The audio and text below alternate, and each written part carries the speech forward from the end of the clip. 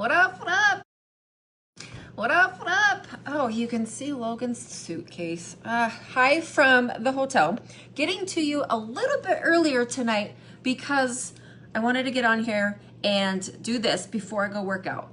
Yes, we go working out kind of late. However, my legs and my low back need some movement. We've been sitting in chairs at this conference all day long and I need to move. But I wanted to tell you something really quick because I left you off with my last Facebook Live talking about depression. And I was like, well, you know what? That might not resonate with some people, or it might kind of seem down. And that's not what I wanted to leave you with. So I wanted to talk about how that kind of turned things around. So in that last video, just a really quick, you should check it out if you haven't. But I was talking about how depression saved my life and got me into fitness. And I used fitness to get over that depression. And so I would also try to outwork my bad diet. And that didn't create this idea image of my body that I wanted. It wasn't what I wanted: fit, muscle, and weirdly enough, eating a lot of junk food and running a lot doesn't really get you that. So that's when I knew I needed to turn around my diet. All right. So let me tell you a quick little story. And I actually met somebody today who is a personal trainer in Georgia, and she also used to compete.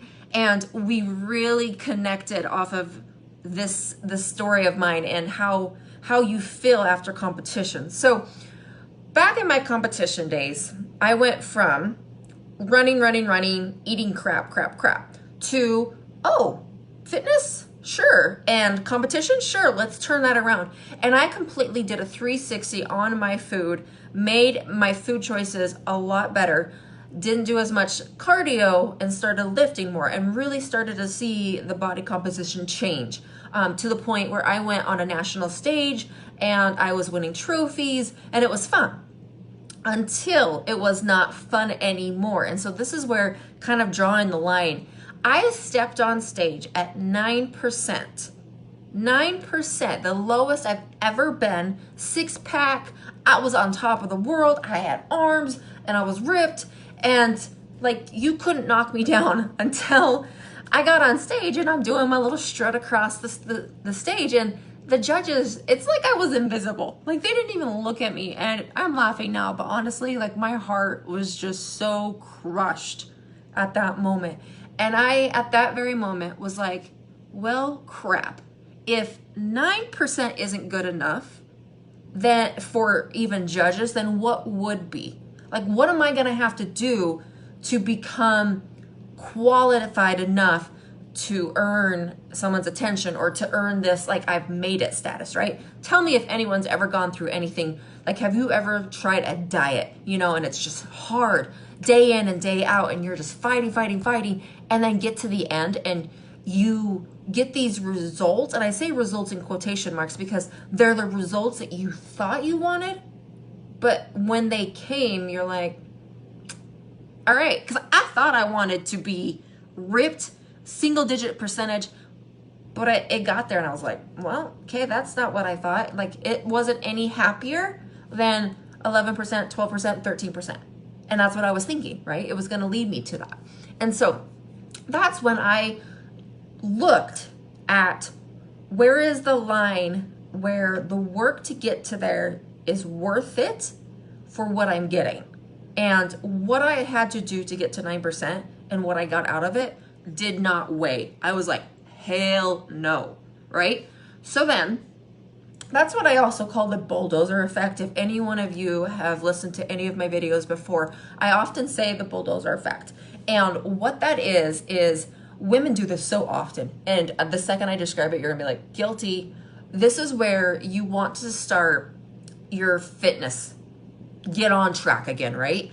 And you're going to bulldozer your whole current situation, right? You eat out occasionally, you eat carbs and proteins and treats, and you drink a lot of coffee and soda, like you do all of it, right? And then you're like, okay, tomorrow I'm doing a low carb, low fat, low food, water only, give me a detox tea on top of that. And you know that thing that wraps around your waist and makes you sweat and then apparently all of a sudden skinny?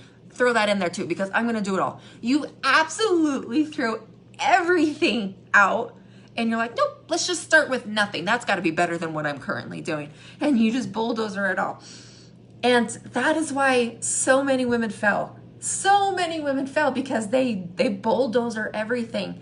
And so me and this trainer today were talking, and it was like, do you want to go back to competing? She asked me, she's like, have you ever thought about competing again? And I was like, no.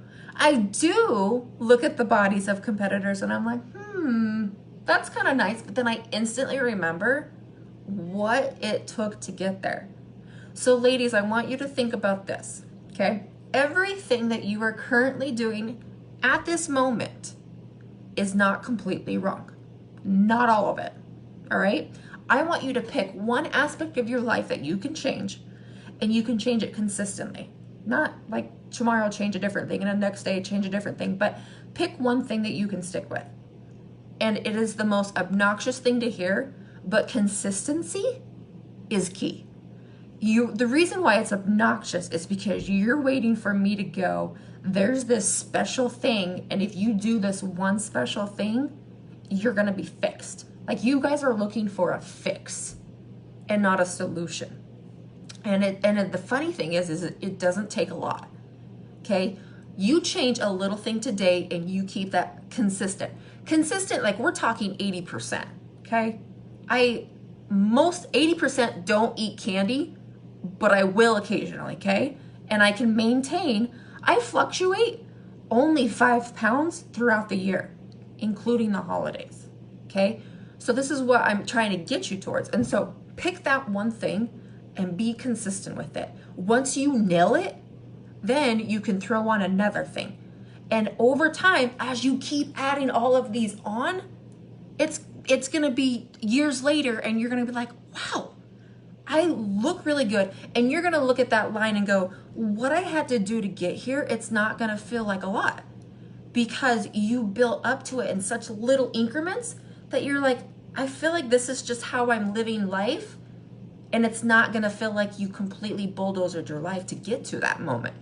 Now, maybe when you first start, if you pick a really hard thing, you might feel like it. But over time, when you're 80% consistent, you are going to see results.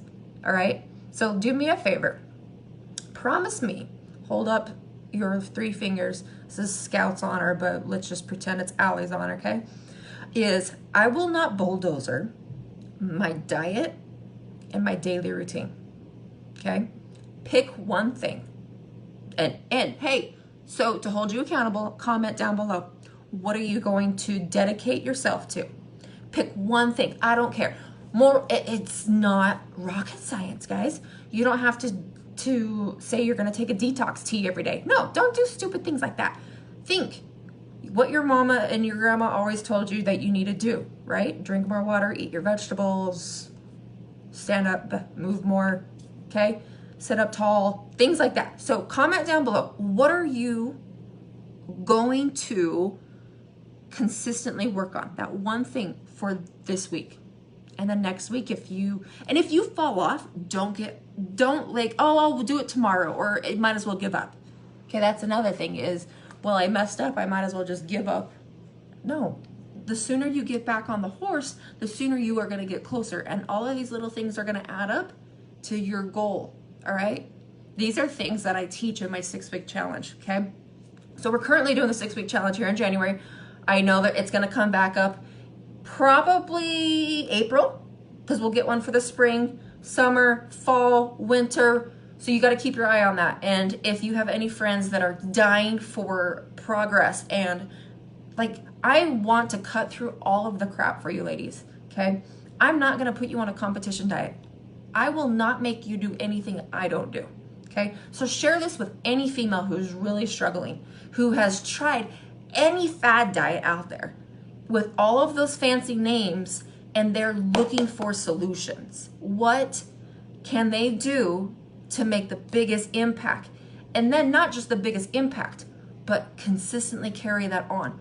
The Biggest Loser is one of my, I can't stand The Biggest Loser, because they ruin people's metabolism. And if any of you have been on a really strict diet or used to compete, you know what that's like. And you were paying for it. Now, when you want to lose weight, you're paying for all of those years of dieting, because now your body's like, hey, good luck, sister, because I'm not letting go of anything because I don't want to die. Your body is like 100% survival mode because you have done so many diets. Okay? I don't want any of that for you. We're going to do it healthy. We're going to do it consistently, and no more freaking bulldozer. Okay? You don't need to cut out everything in your life. So make a commitment to change one little thing today. What are you going to change consistently that will get you closer to your goals? Comment down below. I want to hear it. I want to know what you guys are going to do. Okay? And if you have no idea what you can focus on, let me know and we'll work it out. We'll figure it out, because that's how much importance I place on this. And this is what I teach in my online training programs to my clients in the 6-week challenge. This is how I get them results. In the last challenge, she lost 7 inches off her waist. So if you want that, start today. Okay? Comment down below. Let's get this one thing that will make you closer to your goal and without bulldozering anything. All right? Okay, so now I gotta go work out. It's late. And I gotta keep this energy to get that workout on. So, all right, ladies. Okay, talk to you later.